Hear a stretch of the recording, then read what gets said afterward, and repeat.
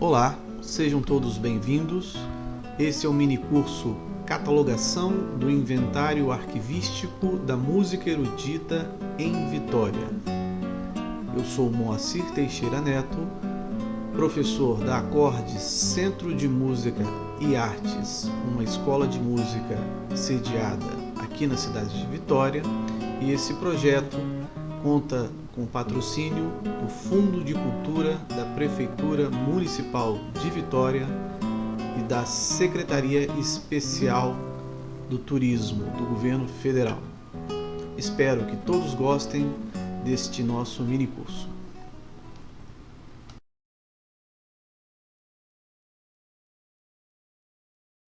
Começando pelas origens.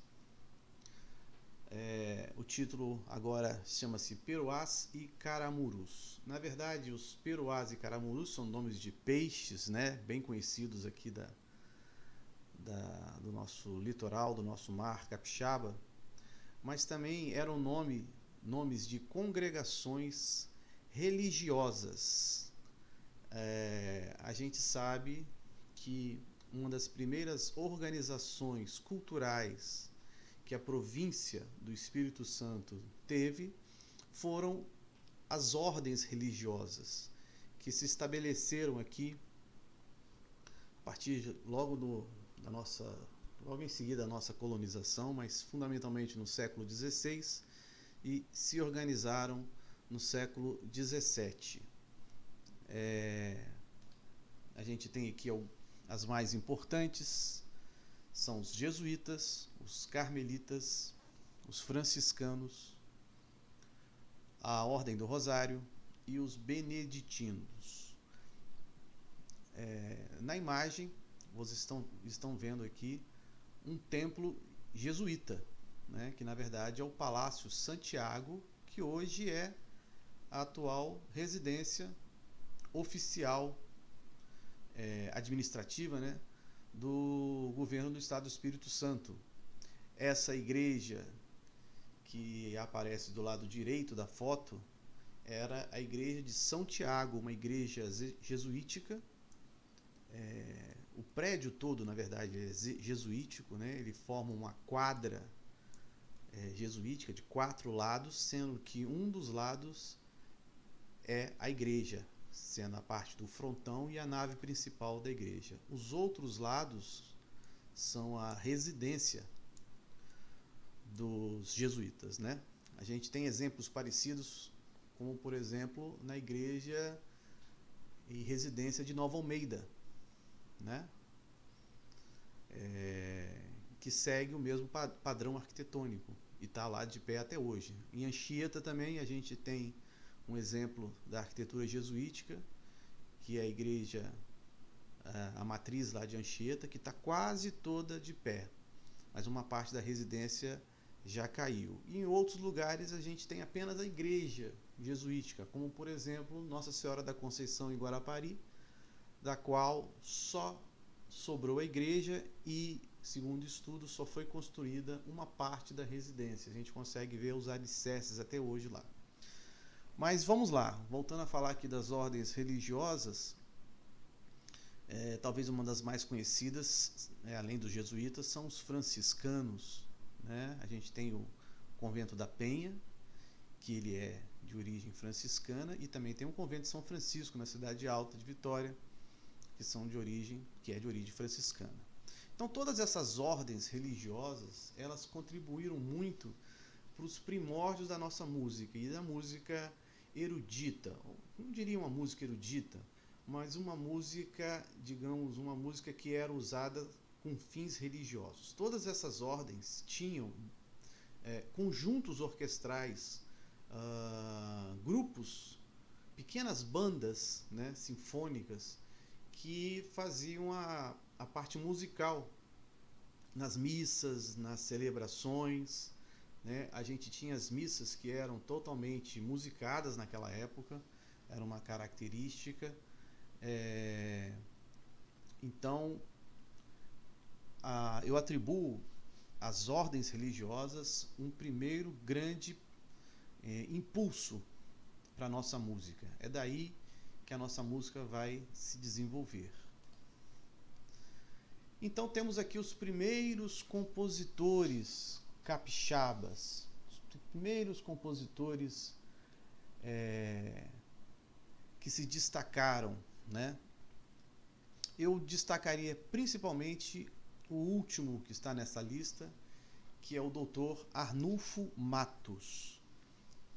Eu sei que muita gente conhece, existe uma escola aqui na cidade de Vitória com esse nome, Arnulfo Matos, mas infelizmente acho que pouca gente conhece ou sabe quem foi Arnulfo Matos.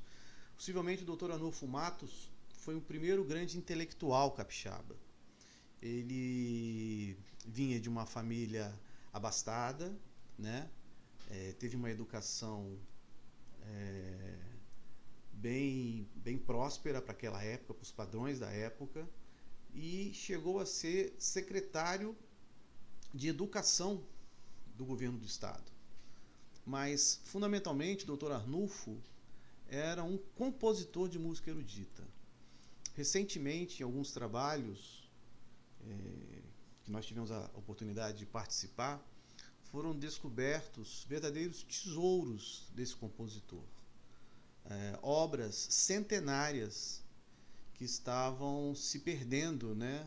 Infelizmente a família não estava dando a devida importância e a própria família, na verdade, nos procurou para que nós dessemos um encaminhamento nesse tesouro musical que é a obra do compositor Arnulfo Matos. Então foi feito isso, foi feito um trabalho de conservação, de catalogação, e esse material hoje ele está guardado, e muito bem guardado, na Faculdade de Música do Espírito Santo. E esse material consta de obras de grande valor. Nós temos ali missas orquestrais, né? A missa na tradição latina da missa, ou seja, com todas as partes em latim da missa. A gente sabe que as missas eram celebradas em latim nessa época, e tinham as partes musicais da missa, né? Desde a introdução até o final. Então nós encontramos 4 missas do Dr. Arnulfo. Infelizmente apenas 2 estão completas e as outras 2 a gente sabe da existência. Foi encontrada também uma opereta que se chamava 7 de Setembro. Ela foi concluída em 1922, justamente para se comemorar os 100 anos da independência do Brasil, que estava acontecendo naquele ano, né, de 1922. Outras obras muito importantes foram obras para piano e flauta. O instrumento do Dr. Arnulfo, o compositor Arnulfo Matos, era flauta transversa. Então muitas obras para flauta transversa e piano, mas flauta ou seja, violino e piano, canto e piano, obras para piano solo. É um acervo muito interessante e, como eu disse, está à disposição dos capixabas na biblioteca da Faculdade de Música do Espírito Santo. Então, o Dr. Arnulfo, e aqui nós já estamos falando na transição entre os séculos 19 e 20, né? Nós podemos atribuir a figura de Arnulfo Matos como realmente o primeiro grande compositor em terras capixabas. A sua obra realmente é notória. E nós temos aqui um prédio muito importante para a história da nossa música erudita, que é o Teatro Melpomene. Esse foi o primeiro grande edifício construído para abrigar e para haver espetáculos musicais, né? O Melpomene começou a ser construído no finalzinho do século XVIII, sendo finalizado no século XIX, né? Ele era todo em madeira, a estrutura dá para acompanhar pela foto, a estrutura externa toda em madeira e ainda com um detalhe de construção que são uma espécie de um X na fachada, nas paredes, né? Que era um detalhe de construção típico de prédios em madeira, né? Na parte interna a gente está vendo as colunas que sustentam os camarotes e o teto do edifício, essas eram de aço, de ferro. Essas mesmas colunas foram aproveitadas na construção do Teatro Carlos Gomes, né? O André Carlone, que foi o arquiteto responsável pelo Teatro Carlos Gomes, utilizou as mesmas colunas, porque o Teatro Melpomene ele se incendiou, né? Era muito comum naquela época, isso já aconteceu muito com as igrejas, principalmente as igrejas barrocas. Elas tinham muita estrutura em madeira, e a gente sabe que a madeira é um material que se incendeia muito fácil, né? Então o destino do Melpomene foi um incêndio também. Ele ficava localizado bem ao lado de onde hoje é o Teatro Carlos Gomes. Hoje nós temos lá no centro da cidade um edifício que pertence ao governo federal, e ali estava localizado o Teatro Melpomene. Carlos Gomes foi construído bem ao lado. Então aqui temos o Teatro Carlos Gomes, que foi um outro edifício, agora já estamos falando de um edifício do século XX, um edifício que foi entregue na década de 30, né? Já falamos do arquiteto André Carlone. Ele utilizou uma planta muito semelhante ao Scala de Milão, só que obviamente em proporção bem menor, né? Mas de qualquer maneira o Teatro Carlos Gomes é um templo da nossa música erudita principalmente, e ele está aí até hoje nos servindo, né?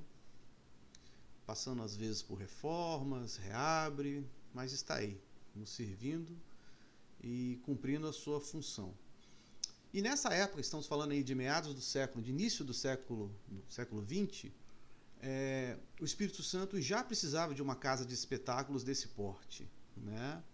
O Teatro Carlos Gomes ele tem a capacidade de aproximadamente 350 espectadores, né, sentados, e naquela época se precisava de uma casa desse porte. A gente sabe que hoje a gente precisa de uma casa muito maior, né? E é por isso que está sendo construído o Cais das Artes, que a lotação vai passar de 1.000 pessoas. Mas naquela época esse era o prédio ideal, 300 e alguma coisa, né? E o Carlos Gomes cumpriu e ainda cumpre até hoje a sua função de casa para espetáculos musicais. E temos então alguns compositores do início do século, já citei o Arnulfo Matos, que frequentemente se apresentavam no teatro, mas também o teatro recebia caravanas de músicos e também de compositores que vinham de fora.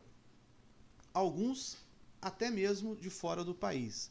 A gente sabe que nós tínhamos aqui o Porto de Vitória, com bastante atividade, e essas caravanas musicais chegavam pelo nosso porto de Vitória, e faziam temporadas no teatro. Nessa época também, os compositores que se destacaram foram os primeiros regentes das bandas musicais que se instalaram aqui no Espírito Santo.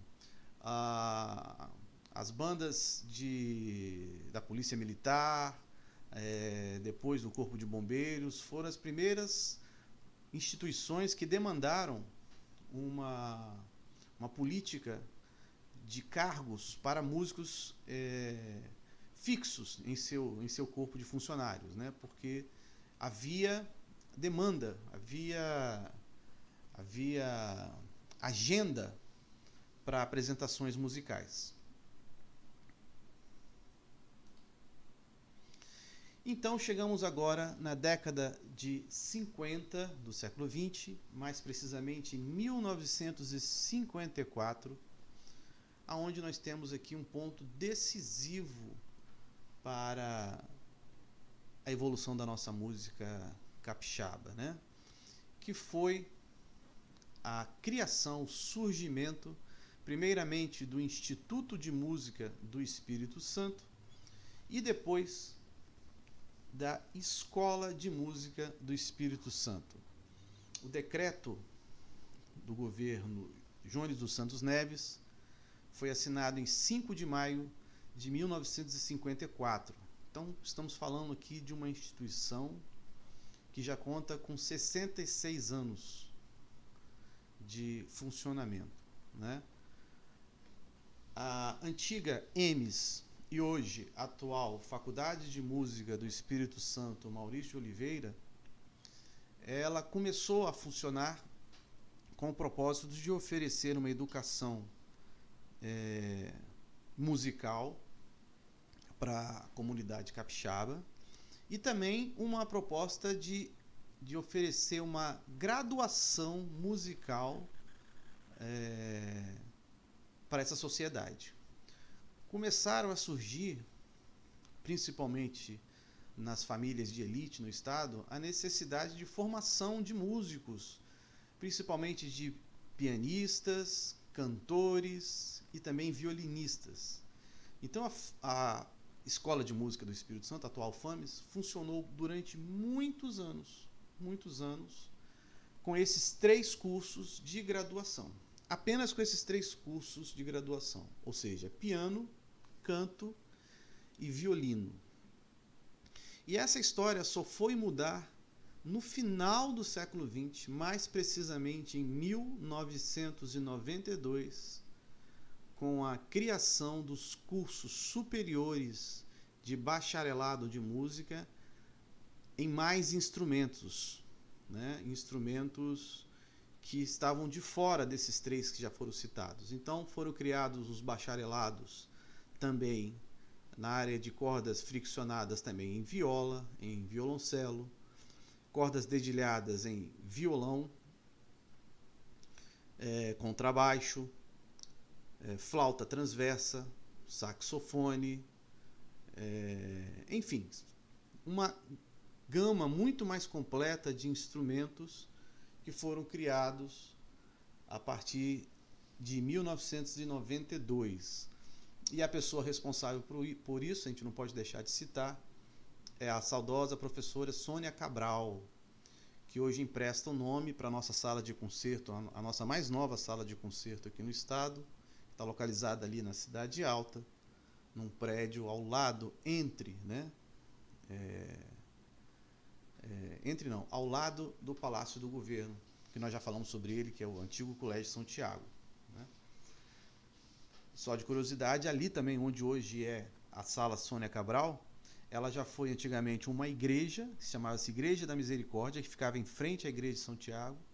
Depois ela se transformou na Assembleia Legislativa do Espírito Santo e recentemente foi reformada e se tornou uma sala de concertos, e não poderia ser dado um nome melhor para ela do que Sônia Cabral, porque esse nome, a dona Sônia Cabral, foi importantíssima para a nossa evolução, né? Porque imagina você conseguir aprovar esses cursos aqui, que era uma demanda muito grande na época, e não se conseguia, né? Não se conseguia, ou talvez não havia interesse, ou talvez não havia vontade política, mas o fato é que muitas pessoas passaram pela direção da Faculdade de Música, da EMES, né? Na época ainda chamava EMES, e não conseguiram fazer essa evolução.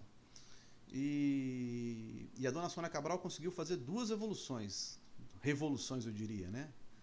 Instalar esses cursos e também ofertar os 2 últimos concursos para professores efetivos da Faculdade de Música, que ocorreram exatamente nessas datas, 1992 e 1993, ou seja, de lá para cá, nós estamos falando então precisamente de 27 anos, não houve nenhum concurso para professores efetivos na Faculdade de Música. A Faculdade de Música vem funcionando com professores contratados desde então e com o corpo docente que passou nessa época, mas já estamos falando de 27 anos e a gente sabe que alguns professores já se aposentaram, outros faleceram, outros simplesmente fizeram concurso para outros lugares. Então temos aí uma lacuna, um problema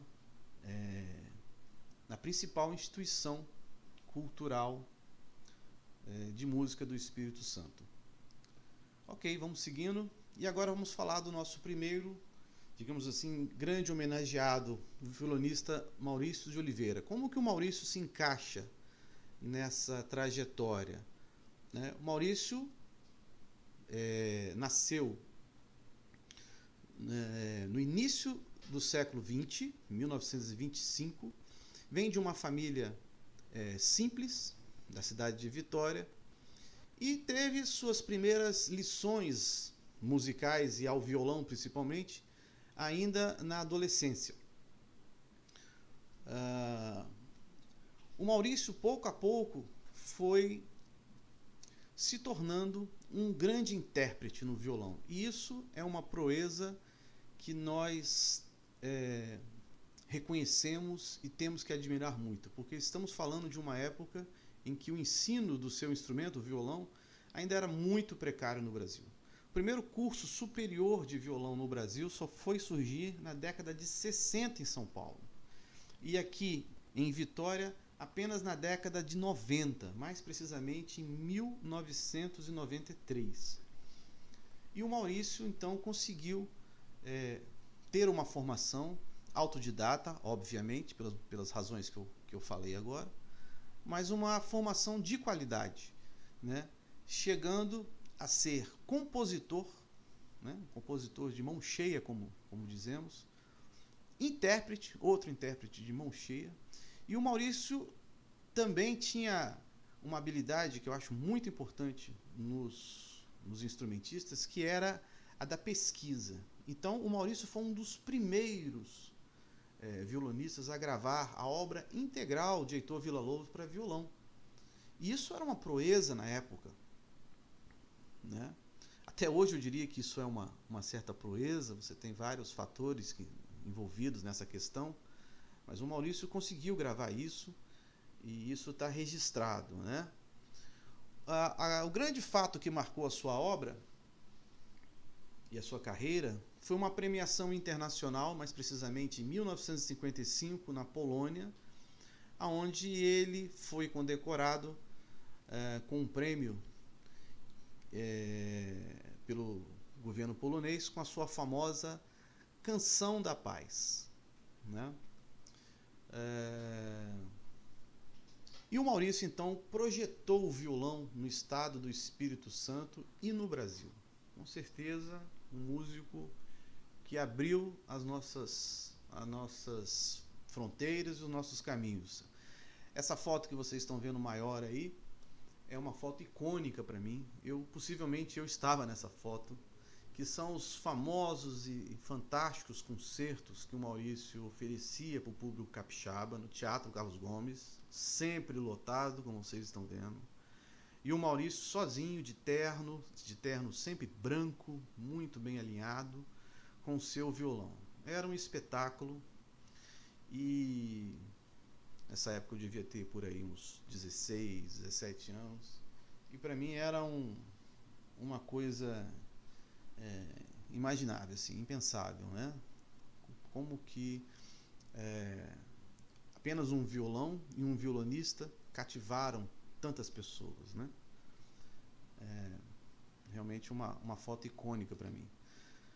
As principais obras do compositor Maurício de Oliveira, como a citada, temos então a Canção da Paz,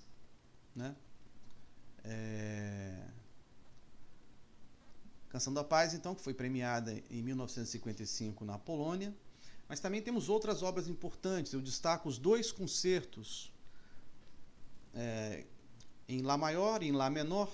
Os 2 concertos, eles são, de uma certa maneira, também interessantes, porque eles dispensam a presença de orquestra. Geralmente, quando se fala em concerto, a gente pensa logo numa orquestra. Mas o Maurício foi muito inteligente, e ele fez, na verdade, 2 obras de caráter orquestral. O concerto em Lá menor, ele tem uma inspiração clara barroca, enquanto o concerto em Lá maior tem uma inspiração clássica, na forma de concerto, ou seja, em 3 movimentos, mas apenas com 2 solistas, um duo de violão. Geralmente quem fazia os duos com o Maurício estreava esses concertos. Eu tive a oportunidade de estar na estreia do concerto em Lá maior. Era o violonista capixaba também, Abner Costa, Abner Costa, o nome dele, e que sempre acompanhava o Maurício nessas ocasiões. Outras obras importantes, temos a Dança do Chico Prego, que foi feito em homenagem à Revolução de Queimados lá da Serra, um choro muito interessante que se chama Esplanada, o Estudo em Si menor, de característica mais erudita, e o Ardiloso, que é um baião de característica mais popular. O Maurício transitava muito bem entre o erudito e o popular, muito bem, né? Talvez um dos músicos que mais conseguiu essa proeza de transitar bem entre essas duas correntes, né? As apresentações do Maurício ao cavaquinho com seu regional de choro também são inesquecíveis. Eu lembro de várias, né? Aqui na prainha de Vila Velha, algumas inesquecíveis, né? Então, assim, um músico que transitava muito bem nessas áreas, que é uma tendência de hoje, né? Hoje um músico, ele certamente ele precisa transitar muito bem nessas áreas. Eu vou colocar então para a gente ouvir aqui agora um vídeo da famosa Canção da Paz. A gravação é minha, foi feita num concerto na cidade de Guaçuí, por razão de uma circulação cultural da Secretaria de Cultura do Espírito Santo. Vamos ouvir então a Canção da Paz de Maurício Oliveira.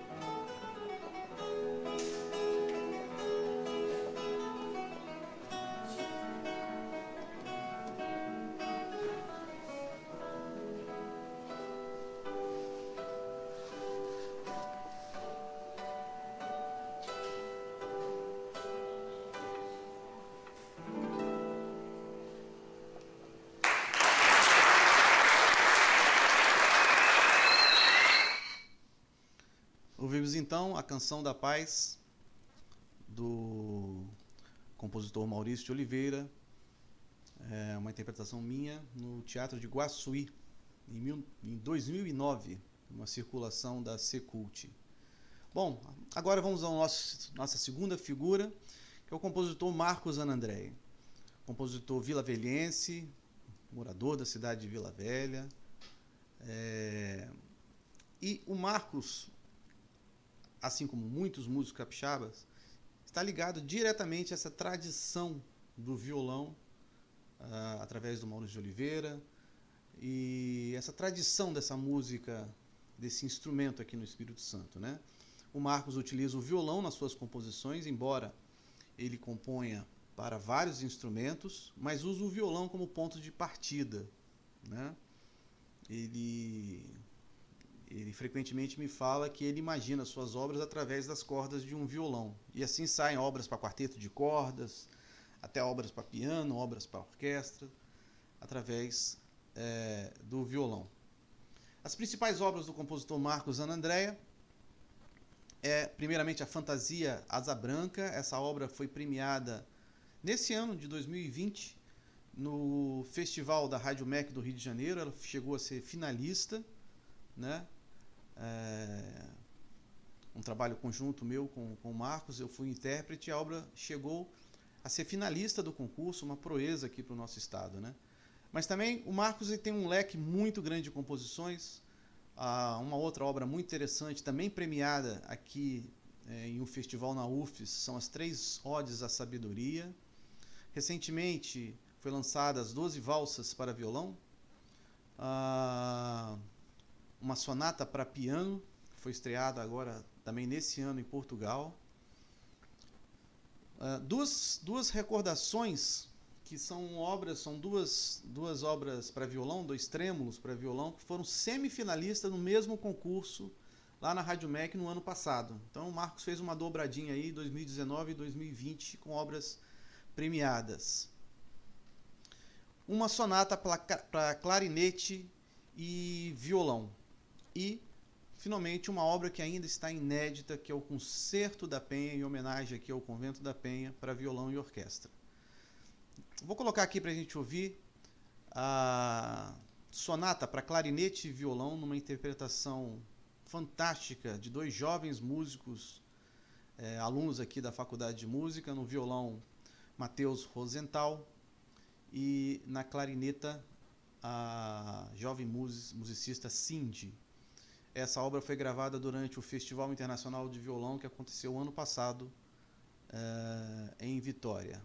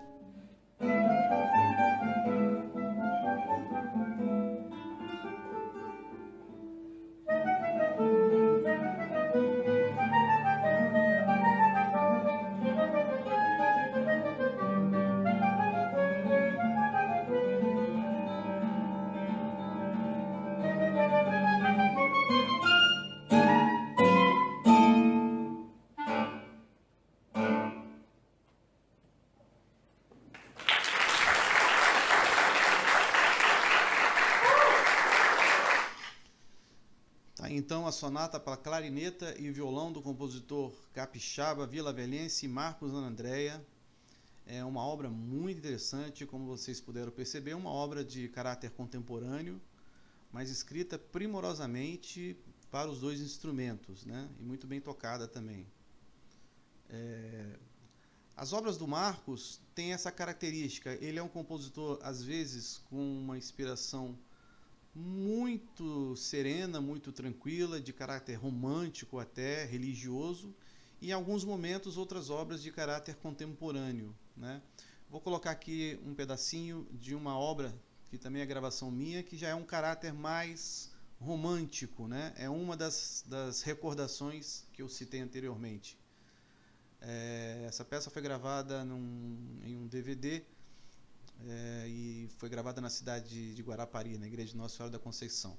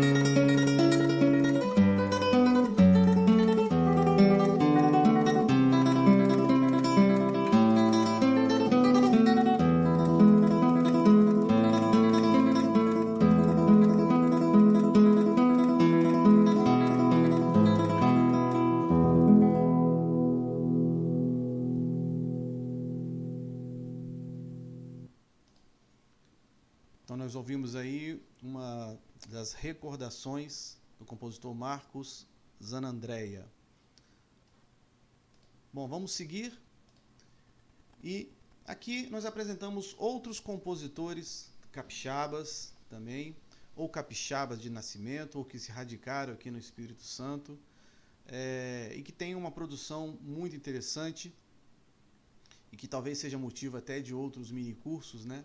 Então vamos citá-los aqui. Primeira, Lícia de Biasi, uma compositora do interior do estado. Ela nasceu na cidade de Muniz Freire e tem uma obra enorme, principalmente para piano, canto e piano. Ela era pianista. Uma compositora muito interessante que ainda deve ser estudada. O compositor Alceu Camargo, que veio do Paraná e se radicou aqui no Espírito Santo, é uma figura de grande importância, principalmente aqui para a nossa orquestra sinfônica, né? Violinista, professor, dá nome à sala de concertos da Faculdade de Música do Espírito Santo, uma figura muito importante.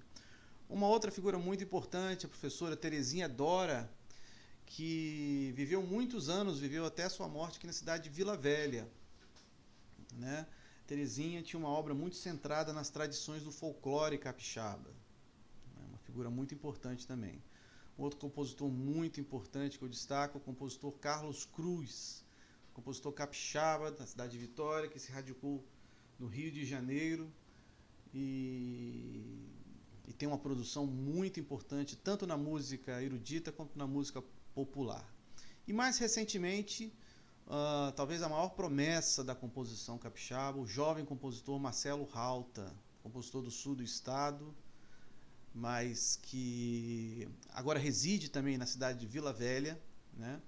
Um grande compositor, uma grande revelação da nossa música, uma pessoa que ainda tenho certeza que nós vamos ouvir muito ainda sobre a sua produção. Ok, estamos chegando aqui no final, então fazemos uma conclusão. Então, a conclusão que nós chegamos é que nós temos uma história de compositores de música erudita capixaba, uma história que deve ser preservada, uma história que deve ser contada, né?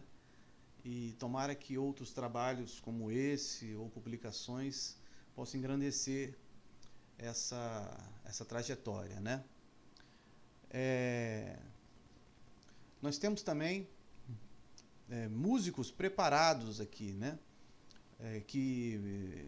Músicos de renome que podem perfeitamente difundir esse potencial da música capixaba. Isso é muito importante. Não adianta você ter uma produção, ter compositores, se você não tem os intérpretes. Nós temos as duas coisas aqui no estado, né?